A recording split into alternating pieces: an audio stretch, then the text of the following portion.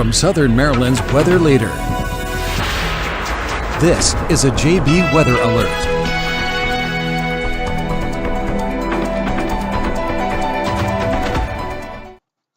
Hello and good evening. I am Forecaster John Bordash with you live here in the JB Weather Center with you, covering what is our high impact storm that's really beginning to hit its peak, its height across the region this evening as we begin to see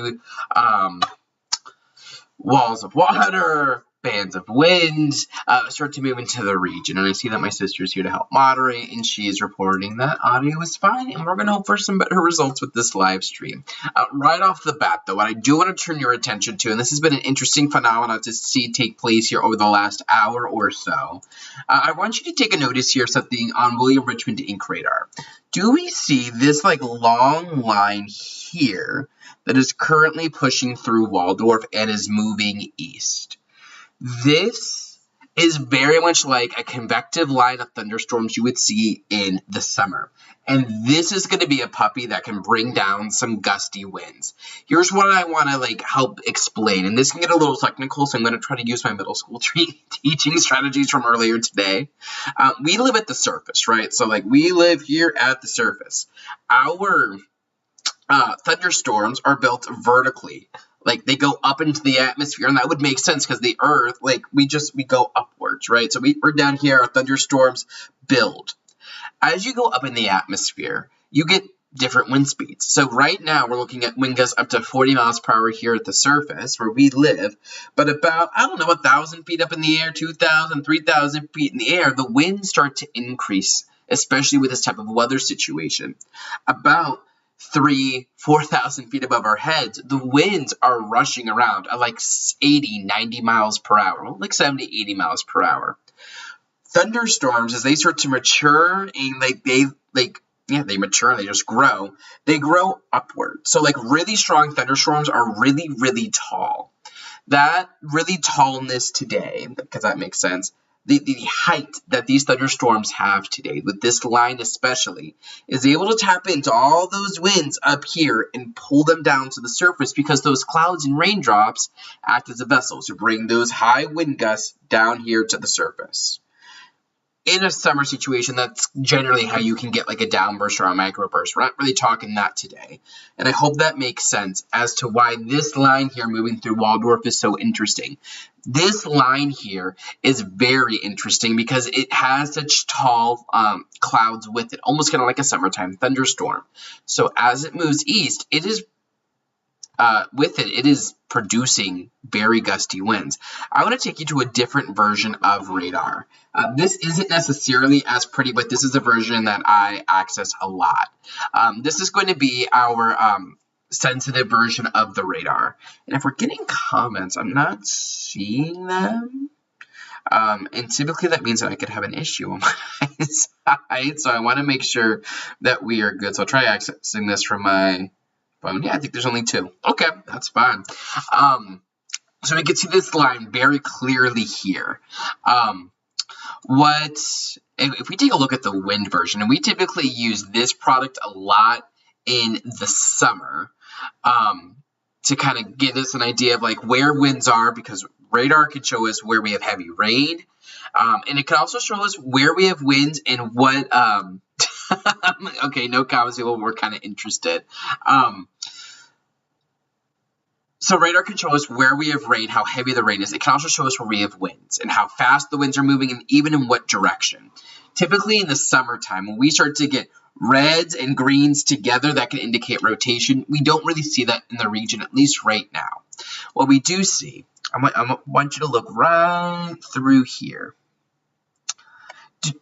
So where you see, so we have a line of green right through here, right? And then right next to it, you have a line of bright blue. So those blues hardly ever show up on radar. What these blues represent are winds.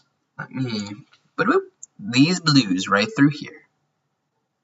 Okay, this is just interesting. These blues, this is out ahead of the main line. Our actual little line is right through here. Almost kind of looks like a hot dog if I were to connect it. But this initial line here, This is bringing winds down to the surface of potentially 60 to 70 miles per hour. Because those thunderstorms are acting as a vessel for all those strong winds all the way up top to come down. So this is going to be our first bout of like strong winds. Where is this moving to? Let's go ahead and bring this back up. This is more, again, that pretty version, and I can use some of my winter weather tool, or my severe weather tools here, which I didn't think I'd be using on December, or on January 9th. I want to get us, that's actually over here, manual, there we go, manual tracking. Let's go ahead, I want to time out this line here. This bad boy is booking it too. This is moving generally, our radar, our information is showing us at about 80 miles per hour. This is moving. I highly doubt it's that fast, but I want to do a 30-minute timeline so we don't get too many extra unneeded locations. Yeah, so this is, I mean, again, this line potentially producing winds upwards of 60 to 70 miles per hour. This line extending from Bowie down to Waldorf, Newburgh, getting close to Cobb Island. Here's a look at your general timing. Moving here into Rosaryville just about now, Mitchellville on over towards Hughesville in the next couple of minutes. This is going to be moving on over into the Prince Frederick area in about the next 10 minutes, Lusby in about the next 15, Lexington Park 15 to 20 minutes, Leonardtown in about the next 10. This is a line that is moving. I mean, even with our latest radar scan, this bad boy is freaking booking it. And this isn't all the weather. This is just what we are currently watching. This is a line that's going to cause some outages. This is going to be a line that produces those damaging wind gusts of 60 to 70 miles per hour. I do not see signs of rotation with this right now. This is purely a heavy rain and a damaging wind threat as it pushes eastward. So for those of us in St. Mary's, Calvert, and Anne Arundel counties, get ready. This is a line that has already put down some damage reports in parts of Charles County, parts of King George County, even parts of Prince George's County as it's been moving east. And this is moving fast. Will everybody see damaging winds? Not really. However, those that do, right, especially where we can get some of these highest radar returns, kind of like right through here, right through here. These small little like kinks in the line here, those are going to be the spots where you can get some of those highest wind gusts upwards of 65 to 70 miles per hour. Lots of comments with people throwing around big words. Tornado? No. Derecho? No. This is genuine. Like, if this was June, this really wouldn't be that big of a deal because this would be expected. This is a squall line of thunderstorms. Well, we don't really have thunder with it. This is like thunderless thunderstorm. So for those, Calvert, Lusby, that's right down here, 642 for Lusby. But this, as it pushes through, is going to be something that needs to be watched, right? And again, this is moving quickly. This is moving here into Leonardtown, 630, right? A little after 630, 634. Prince Frederick, 636. Lusby, 642. Lexington Park, 643. Chesapeake Beach, let's just throw you in there, probably around to 635. So these times right here are going to show you, if we're looking at damaging winds with this initial line, this is where they're going to come from. We've seen general wind gusts upwards of between 40 and 50 miles per hour so far this afternoon, and now as we transition into evening, we said this is the time to watch. And it's because we're going to see lines like this, and this is not the only one we'll be tracking. We'll see more of these probably another 2 or 3. These are going to be the ones that want to move to the north and west, and bring with them those potential wind gusts over 60 miles per hour. And we need to watch them. Tornadoes, again, we're still not taking, I still don't think that's a gigantic concern. Those concerns are really kept down to our south. So I want to go ahead and zoom out here. Let's get you a more regional look at what's going on. I want to turn off our local radar so you can kind of get a look at grand scheme. If we zoom all the way out, like this system, I believe the kids today would call it a chonker. Just like it's gigantic. If I actually do radar here over the last, like 3 hours to try to get a real loop, you can see just the overall spin with our system that is centered here over Indianapolis, right?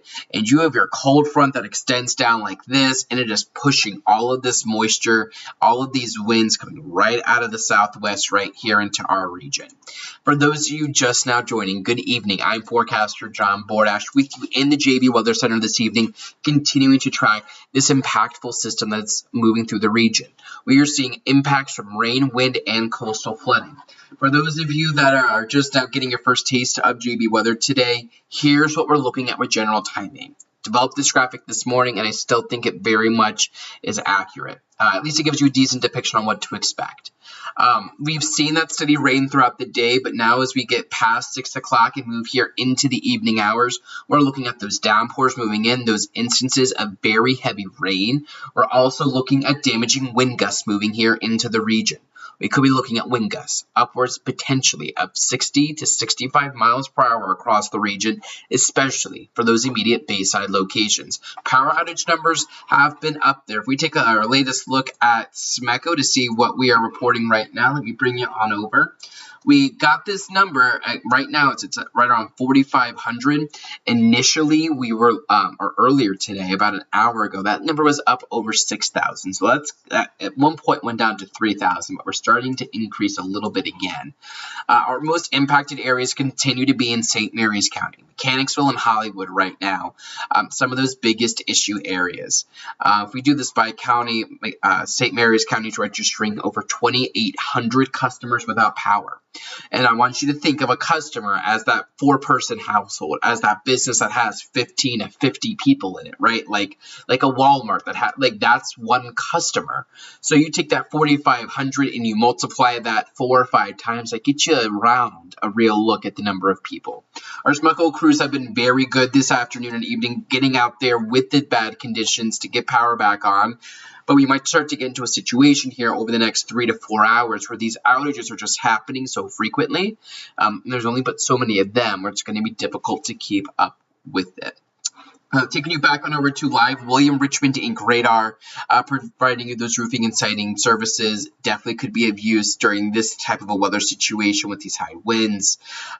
Let's go ahead, zoom in. Let's get our latest look at our line that it continues to push through. Our latest radar scan shows that this has made its way through Brandywine, now moving into Mitchellville, now moving into Baden, getting down towards Hughesville, Charlotte Hall, Chaptico, Maddox, Cobb Island. This is going to be your line here where we have some of the most, not the most damaging winds, but where we do have those impactful damaging winds, potentially up to 60 miles per hour. If we take a look at some of that latest timing here with this line as we push it here to the east, we note that this is moving exceptionally fast, upwards of 77 miles per hour.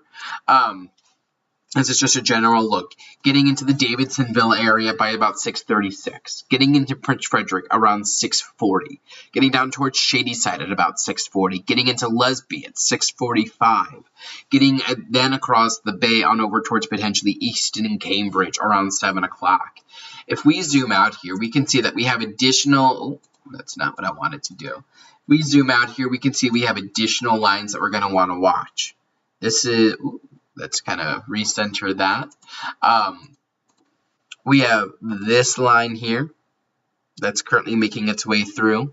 We have another little semblance of a line. We'll see if it can get its act together right here. Maybe another little region out here.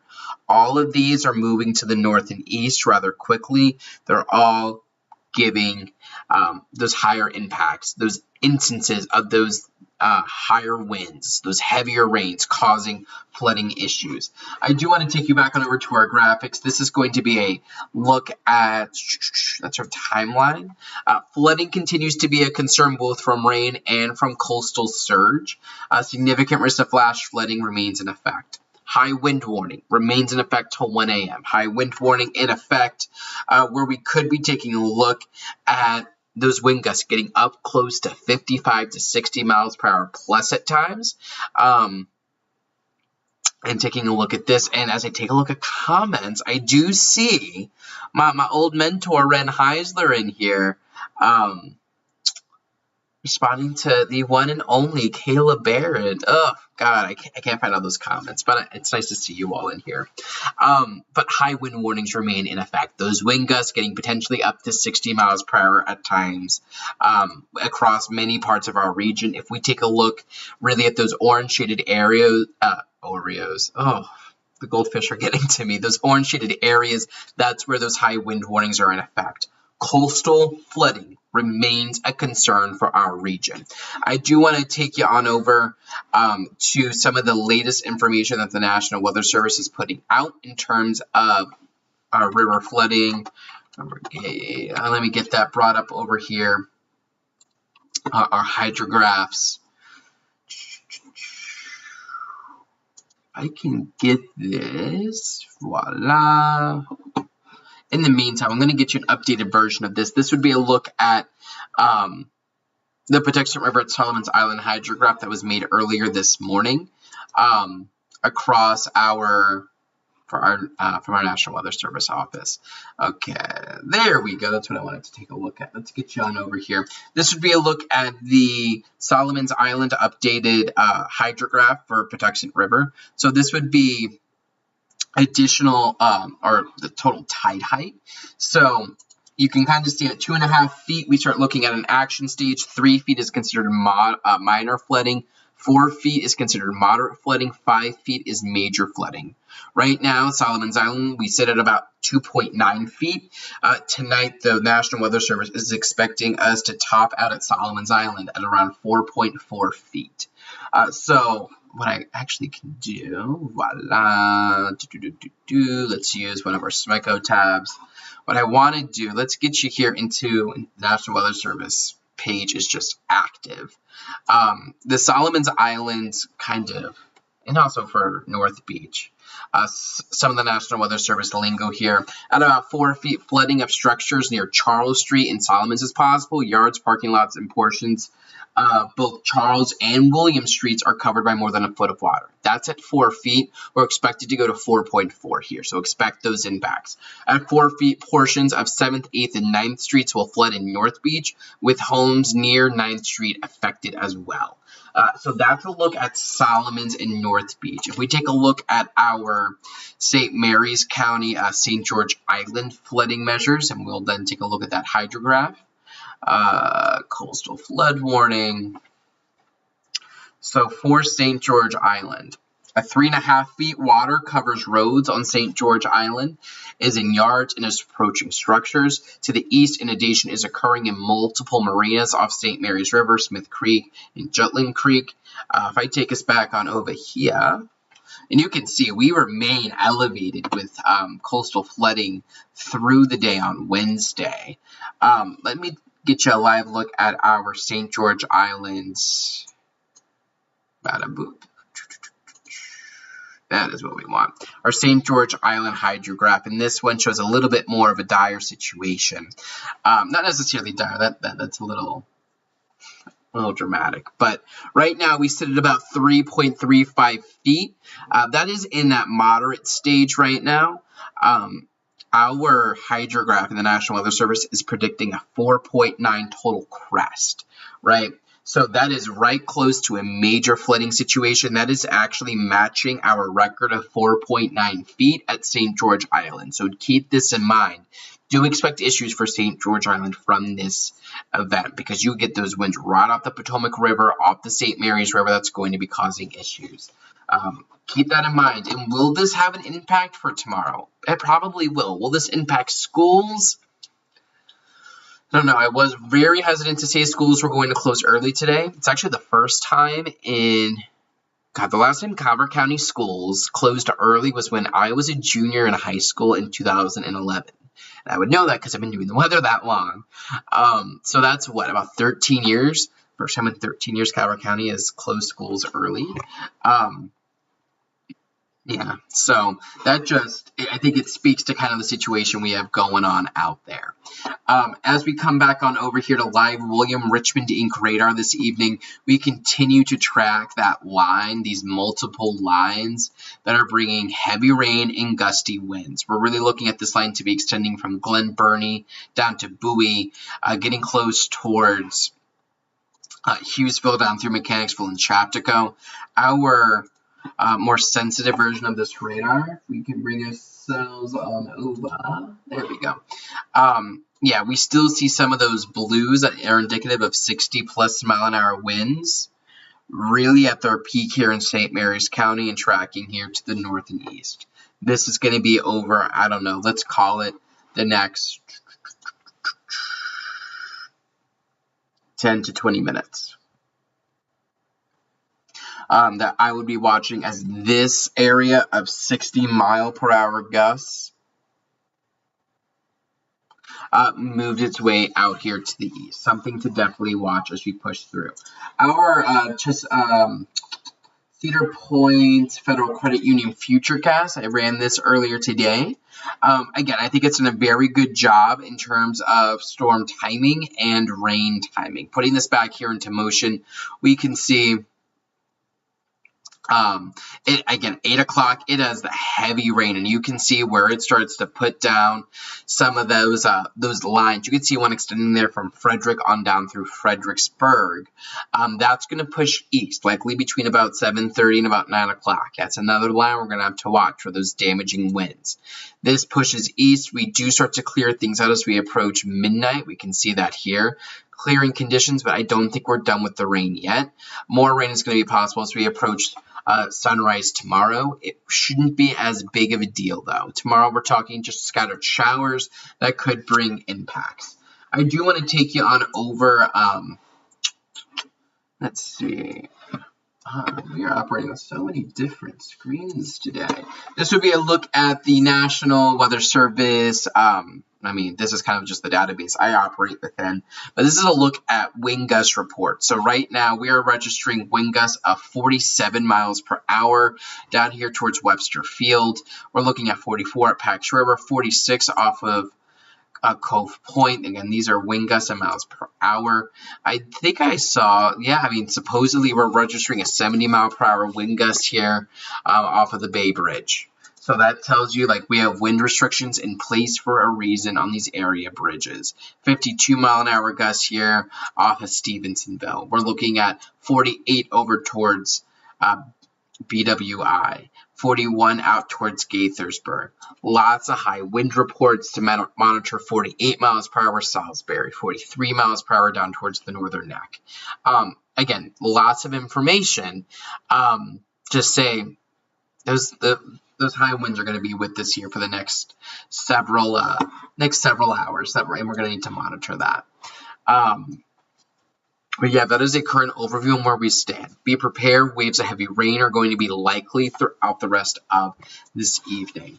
If you have questions, try to throw them into the chat. We'll see how many I can get to. And I'm not sure I'll be able to get to many, but we can definitely give it a try. See, in Huntington, I have to pick my son up from Dunkirk at work at 9:30. Or in Huntington, you're going up to Dunkirk at 9:30. I mean, this is not anything that, like, is earth-shattering, I don't think. Personally, I've covered more impactful weather events than this. This just feels impactful because we haven't had a big weather event like this in a while, especially given kind of where we stand. Mike Thomas asking about Anchorage, Alaska. I love it.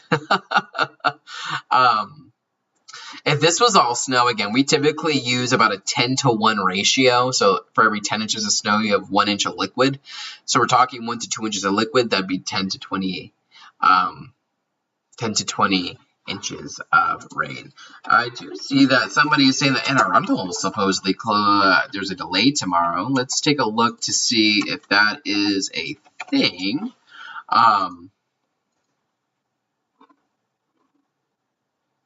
Yeah, they are indeed opening on a delay tomorrow.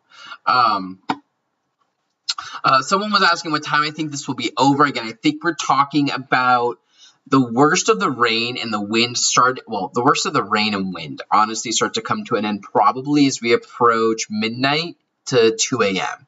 Now, we are going to have lingering showers and gusts to 30 miles per hour tomorrow throughout the day, but that's better than heavy torrential rain with gusts to 60, right? So the worst of this is over by about 2 a.m., And then we just see lingering, like off and on showers, maybe a localized downpour with gusts to 30 miles per hour. But yeah, I guess newest breaking news is that Anne Arundel County Public Schools are delayed for 2 hours tomorrow. And I know when I post that, that is going to usher in a series of teachers, my fellow brethren, wanting to know about my thoughts on schools tomorrow. I wouldn't be surprised, and I mean, those of you that are all 524 of you, I wouldn't be surprised to see schools delayed tomorrow across the region, especially like a St. Mary's or Calvert County. I think delays are probably, I don't know, I don't think I'd say likely, but are definitely possible. Let's see, our opening 2 hours late on Wednesday, Jan 10, due to today's weather.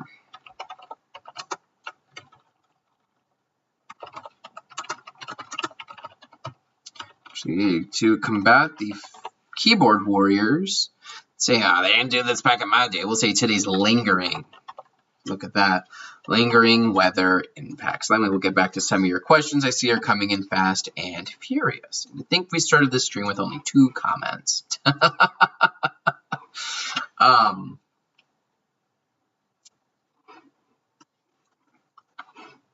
And see, off the bat, Michelle saying flooding is horrible in Anne Arundel County. Oh, I said too late, 2 hours late, due to today's lingering weather impacts. That is what I wanted. So that is there. And I did see somebody say they had a dime for every time somebody said JB weather today, they'd be rich. Trust me. Not that I'm complaining, but can I tell Calvert County to do a 2 hour late start? Adam, I wish I could. I don't have that kind of power, unfortunately.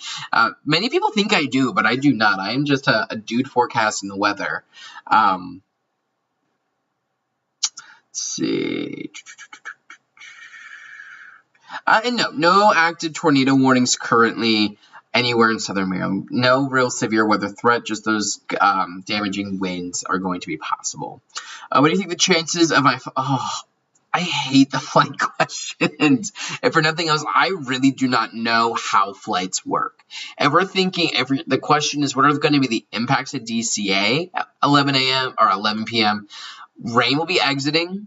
Winds will be remaining in place, probably around 40 miles per hour or so. What that means for flights, could landing be turbulent? Probably. Does that mean they're going to close the airport? I don't know, honestly. Thank you, Renee. God, tornado warning coverage at JB Weather is something special. Not that I long for it, but those that have been with us long enough know the history of tornado warnings with us. Do we have a current update on where that line is? Yeah, let's bring you on over. I was actually just taking a look at that. That line right now stretches from about Baltimore and kind of goes down 97 a little bit, then kind of follows 4, sort of, down towards the Patuxent River. So you can kind of see that there on radar. It's pretty clear to see.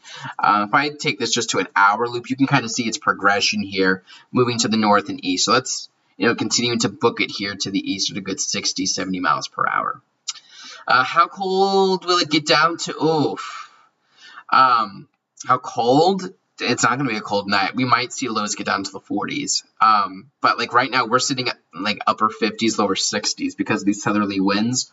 We're not going to see cold air return to the region until like tomorrow afternoon. Let's see. What is this type of storm called? It's like a tropical.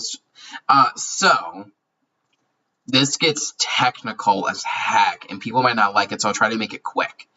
If we take a large scale view here, and I just do a loop over the last 6 hours, that gets you a real good look. I want you to watch the pattern here with this system. Look at that immense twist out here south of Chicago near Indianapolis. This is a cyclone. Now, when I say cyclone, and if you watch the news, you're like, oh my God, the world is ending. We don't get cyclones over land. Everything is a cyclone, just about. Now, this is not like a tropical cyclone in nature. this is like a wintertime low. But it has a large scale kind of dynamic to it where you have a distinct core with a cold front attached to it. The type of track this is taking is called a cutter. So this is going to be an area of low pressure that forms down here in the southern U.S. and then it cuts west or east of the Appalachian Mountains. When it tracks like that, that keeps the snow north and west near Chicago, and it causes lots of rain to the east of the track. Let's see. Is this considered a derecho? It is not, actually. This is not considered a derecho. Y'all want to know about next Tuesday, and then y'all get upset when others hype to be snow turns to rain. At one point, this system looked like it was going to be a blizzard, believe it or not.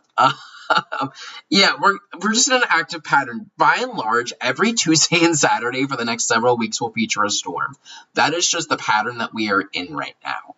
Next Tuesday, sure, is the potential to bring some wintry weather.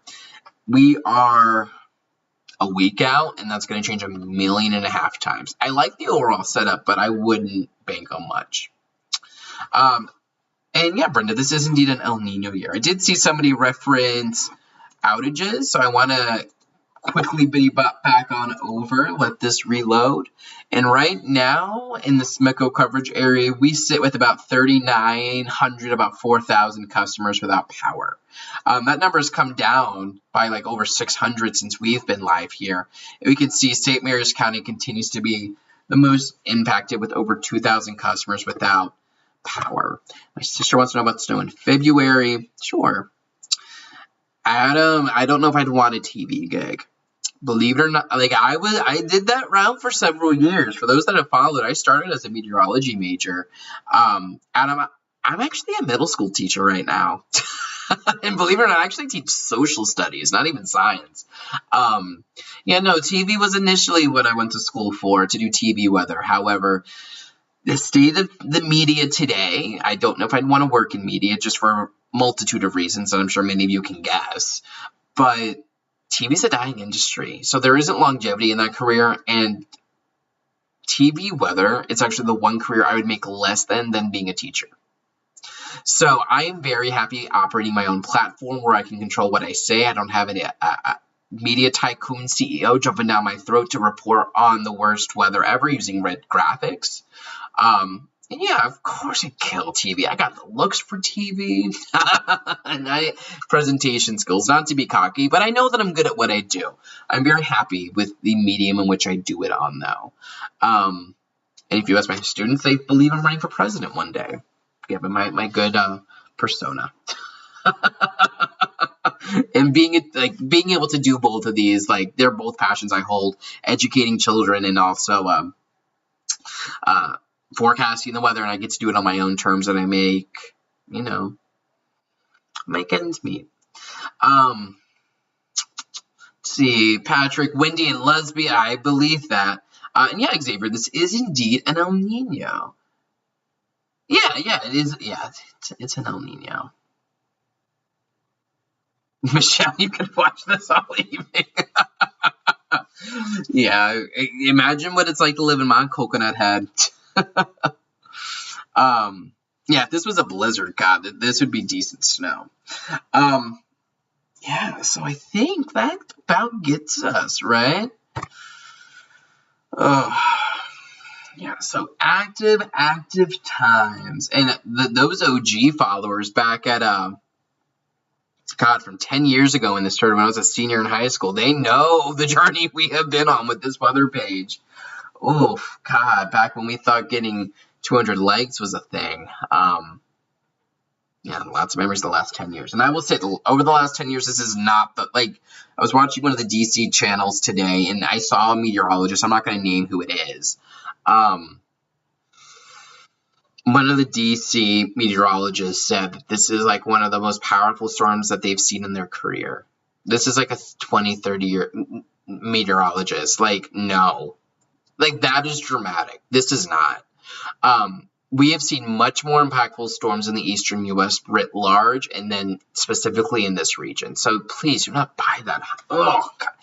again, a reason I don't do TV because, that hype. And that's what they need to say to get those viewership numbers. But, bada boom, bada boom. Do El Nino and La Nina last a while, like a few months? Yeah, Xavier. So, actually, we saw, so these tend to go interchangeably. We were in a La Nina pattern for the last 3 years. That's why we saw almost no snow, minus that one fluke storm, January 2022.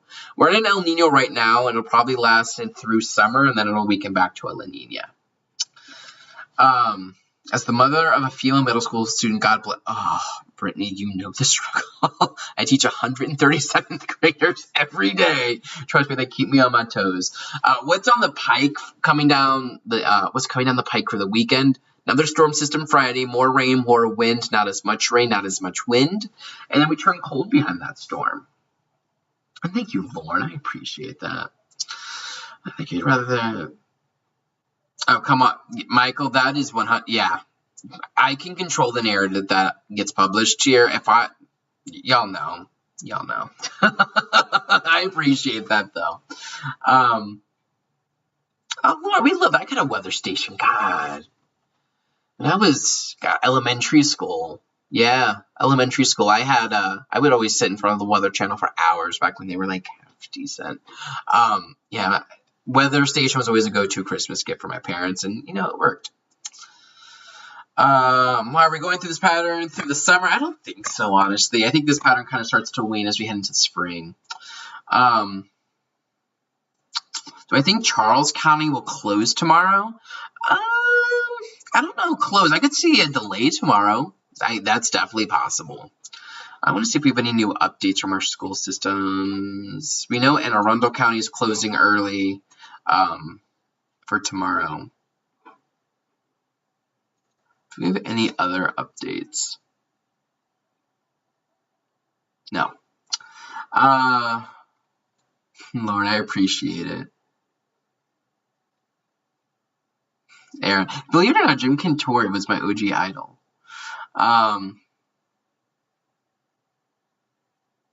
And Cherry's saying, yeah, if they need to have a delay, then they would just close altogether because they already have an early dismissal scheduled. That is, so I guess that's the state of play there.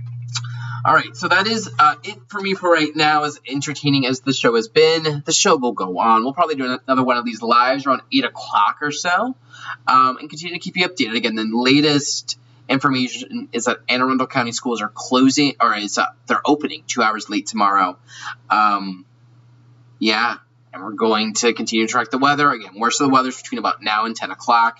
And the latest update from SMECO, outage numbers just jumped about 1,000 customers. We're up to 4,600 customers without power. So I'm going to hop off here, get some lesson planning done for tomorrow's lesson I got to teach. But I'll be here, JB Weather, continuing to keep you updated. Facebook, Instagram, Twitter, or X, jbweather.net, all the different things. And yeah, I'm sure I'll see all 363 of you in about the next hour or so to keep you updated. In the meantime, I'm Forecaster John Bordash. Thank you for joining me here on the live stream, and we will talk again soon. Keep it tuned here to JB Weather for the latest information. Check the forecast anytime online at jbweather.net.